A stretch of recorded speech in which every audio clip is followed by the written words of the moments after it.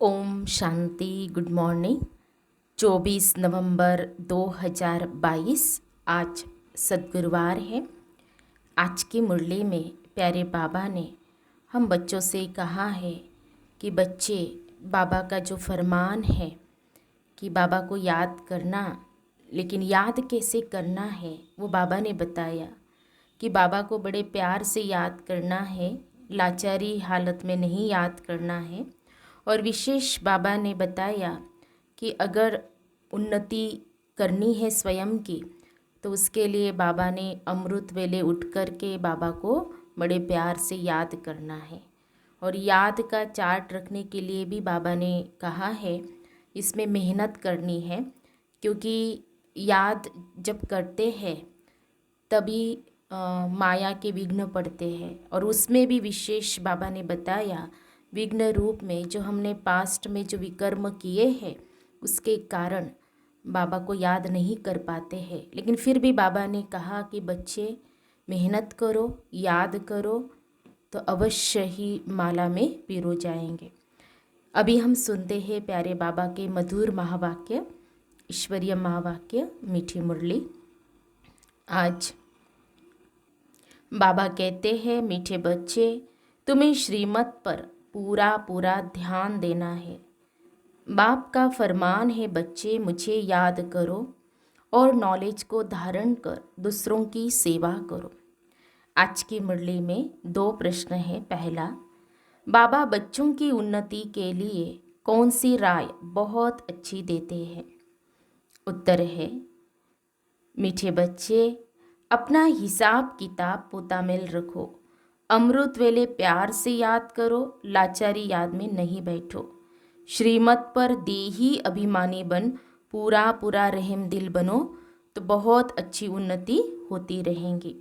दूसरा प्रश्न, याद में विघ्न रूप कौन बनता है? उत्तर है, पास्ट में जो विकर्म किए हुए हैं वही याद में बैठने समय विघ्न रूप बनते हैं। तुम बच्चे याद में बाप का आह्वान करते हो, माया भुलाने की कोशिश करती है। तुम याद का चार्ट रखो, मेहनत करो तो माला में पिरो जाएंगे। मुरली में गीत बजा है, तू प्यार का सागर है, तेरी एक बूंद के प्यासे हम। इस गीत के आगे ये लाइन आती है, लेकिन अभी हम एक बूंद के प्यासे नहीं, बाबा तो सागर है। और बाबा हमेशा कहते हैं मैं पूरा ही लुटाने के लिए आया हूँ बच्चों के ऊपर। ओम शांति। यहाँ जब बैठते हो तो बाबा की याद में बैठना है। माया भूतों को याद करने नहीं देती, क्योंकि देह अभिमान है।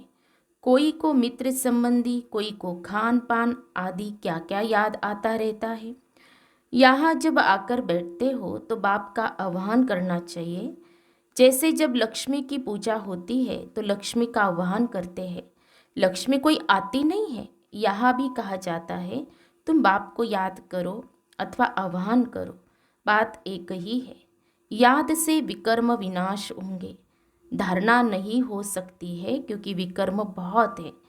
बाप को भी याद नहीं कर सकते हैं। जितना बाप को याद करेंगे उतना विकर्माजीत निरोगी बनेंगे। है बहुत सहज, परंतु माया अथवा पास्ट के विकर्म सामने आते हैं जो याद में विघ्न डालते हैं। बाप कहते हैं तुमने ही आधा कल्प अयथार्थ रीति से याद किया, अभी तो तुम प्रैक्टिकल में आह्वान करते हो, क्योंकि तुम जानते हो कि बाबा आया हुआ है।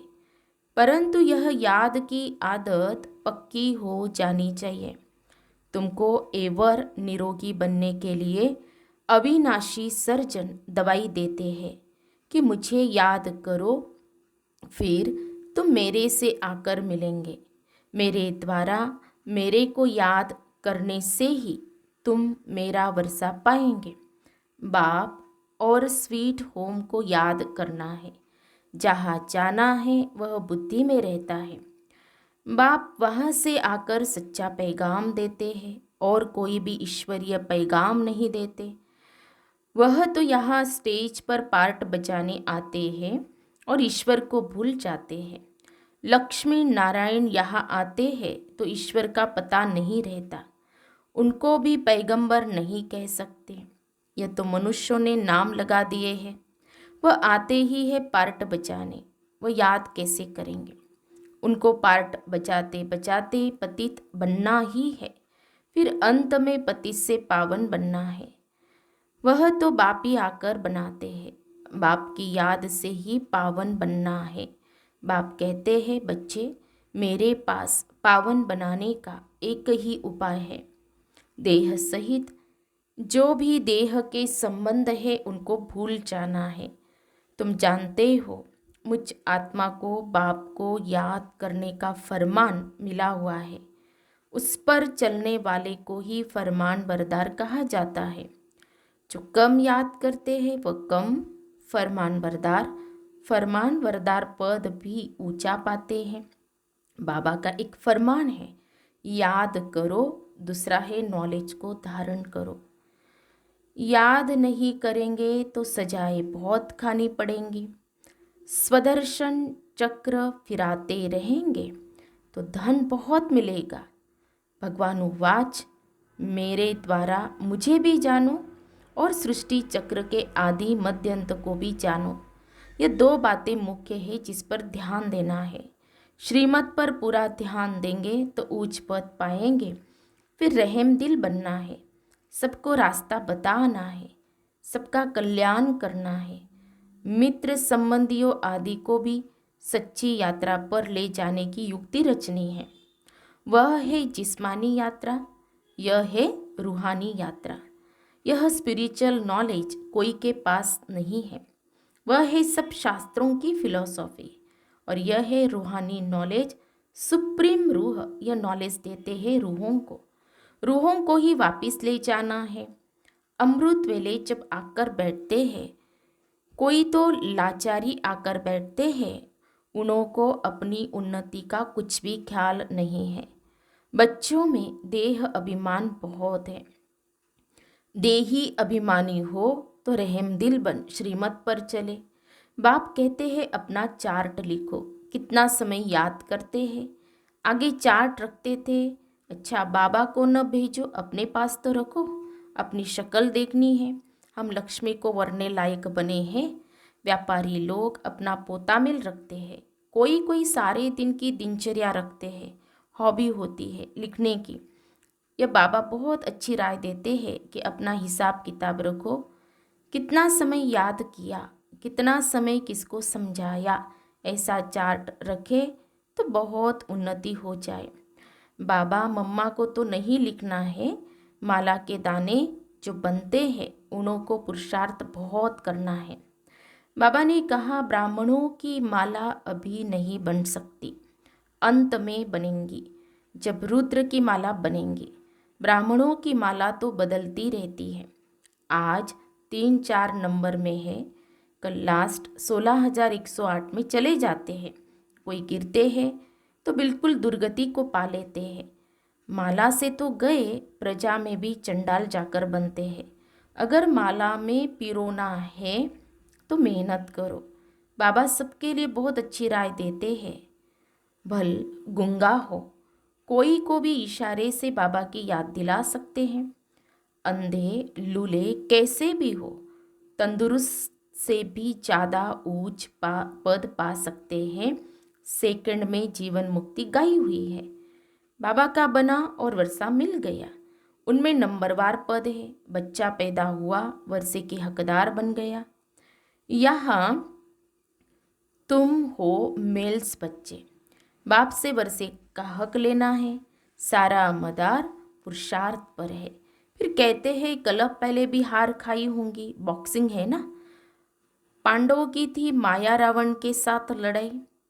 कोई तो पुरुषार्थ कर विश्व के मालिक डबल सिरताज बनते हैं, कोई फिर प्रजा में भी नौकर चाकर बनते हैं। सभी यहाँ पढ़ रहे हैं, राजधानी स्थापन हो रही है। अटेंशन आगे वाले दानों तरफ जाएगा। 8 दाने कैसे चल रहे हैं, पुरुषार्थ से मालूम पड़ जाता है। ऐसे नहीं अंतर्यामी है, सबके दिल को जानते हैं, नहीं, जानी जाननहार अर्थात नॉलेजफुल है। सृष्टि के आदि मध्य अंत को जानते हैं। बाकी एक एक के दिल को थोड़ी रीड करेंगे। मुझे थॉट रीडर समझा है। वास्तव में मैं जानी जाननहार अर्थात नॉलेजफुल हूँ। सृष्टि के आदि मध्य अंत की मेरे पास नॉलेज है। यह चक्र फिर से कैसे रिपीट होता है, मैं उस रिपीटिशन के राज को जानता हूँ।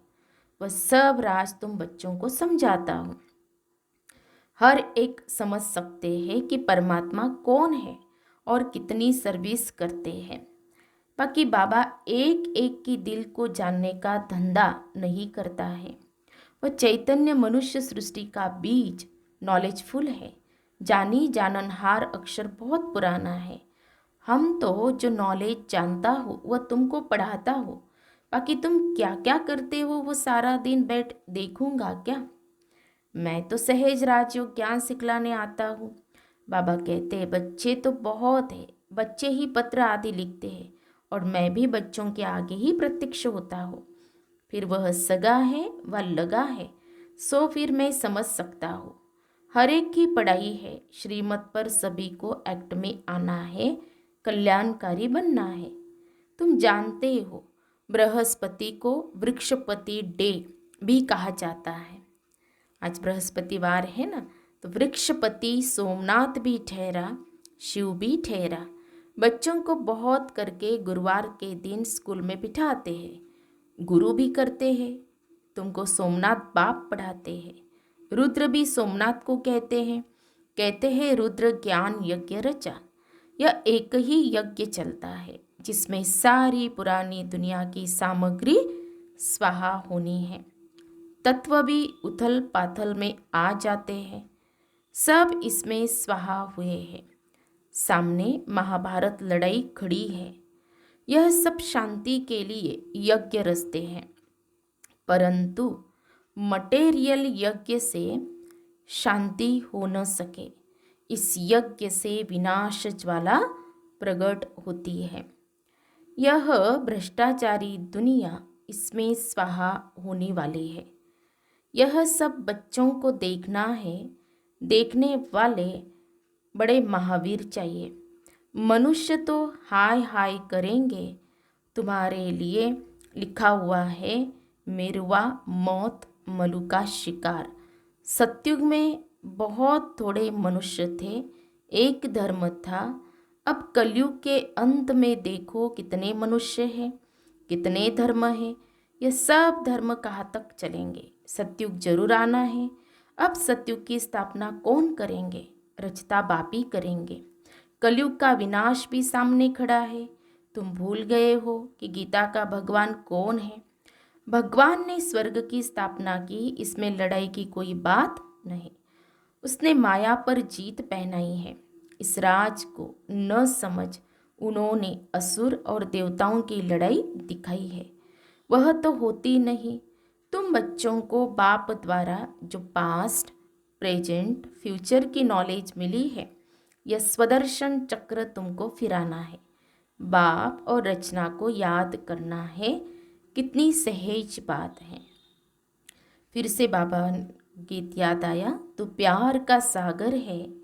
आज बाबा ने लिखा है तुम ocean of knowledge, ocean of bliss लिखते हो, बाकी ओशन ऑफ लव भी जरूर लिखना है। बाप की महिमा बहुत है, परंतु सर्वव्यापी कहने से बाप की महिमा गुम कर दी है। श्री कृष्ण के लिए भी लिखा है 16,108 रानियाँ थी। जन्माष्टमी के दिन श्री कृष्ण को झूले में झुलाते हैं, परंतु किसको भी पता नहीं कि श्री कृष्ण ही श्री नारायण बनते हैं। राधे फिर लक्ष्मी बनती है, लक्ष्मी ही फिर जगत अम्बा बनती है।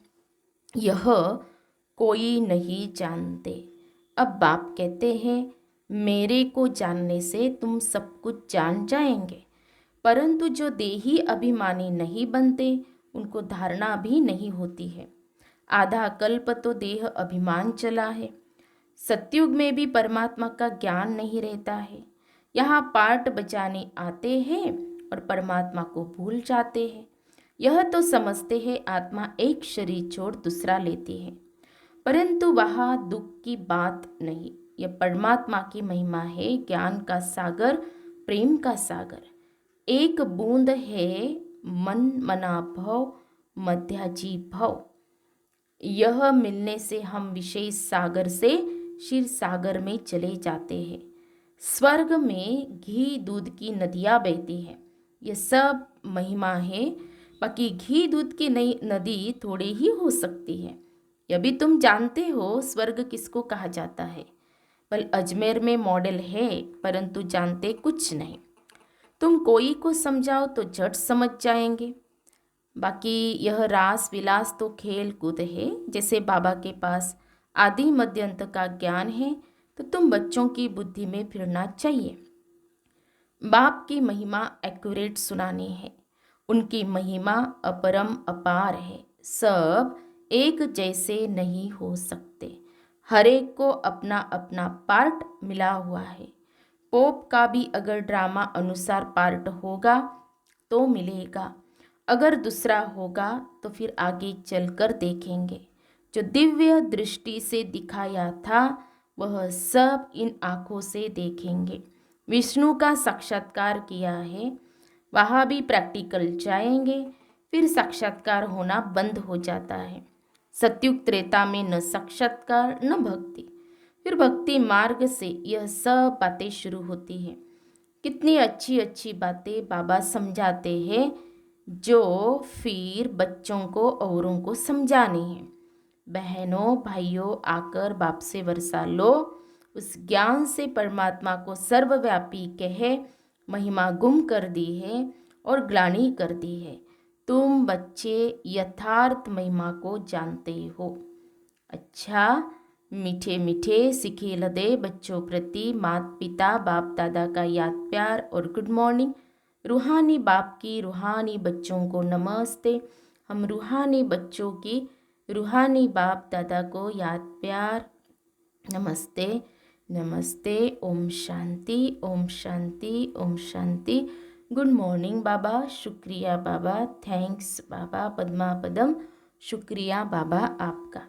धारणा के लिए मुख्य सार, आज की मुरली का सार 2 पॉइंट में। पहली पॉइंट, हर एक्ट श्रीमत पर करनी है। सबका कल्याणकारी रहमदिल बन सेवा करनी है।